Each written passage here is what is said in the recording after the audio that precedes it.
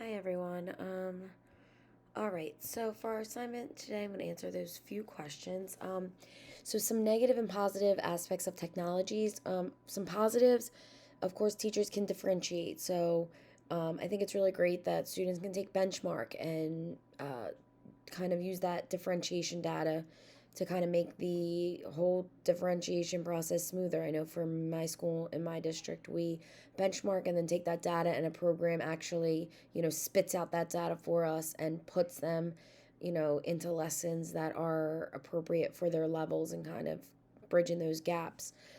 So I think that the whole intervention piece, and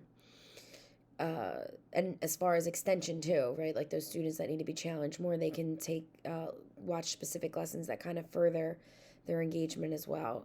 Those students who are a little bit above or below grade level. Um, it also gives students access to the curriculum. We have an online textbook, so if students are absent, they have that access. And essentially, the knowledge is literally at their fingertips with technology. So there really isn't any reason for them not to be able to look something up, especially if they're curious about something or kind of explore more on a topic. Of course, the negatives are going to be the lack of social interactions. If students are having Wi Fi or connectivity issues, or if they're moving around, I know we have a couple of students that unfortunately right now are in shelters, and the chances of them having Wi Fi access or being able to do their homework in that case, so everything that I do in my classroom is based on an online textbook and I don't have any printed copies. Those students who are struggling to have Wi-Fi at home or having connectivity issues will certainly not benefit there. Um, and then, of course, if they don't have access to those devices or, like I said, whatever Wi-Fi or whatever they need at home. Um, I do think that there is some social media that should be off limits in school, 100%. TikTok, Twitter, Facebook, Instagram, all of those kind of social media, anything that is making them interact with students, or I tell the kids all the time, like, you don't want to be that kid that's a keyboard warrior. They can say all these mean things behind a screen, and if they had access to it in the classroom, I think it would just make it that much worse. It's just a negative distraction. um, and it's a type of social media that I don't think young, impressionable minds really need. I think that sometimes the information overload is just that, it's an overload for their brain. Um, so I do use a lot of technology in my classroom. Apps such as Notability, the online textbook, Khan Academy, and YouTube are just some of the just a few of the various technology that we use. We use Canvas, we use Clever.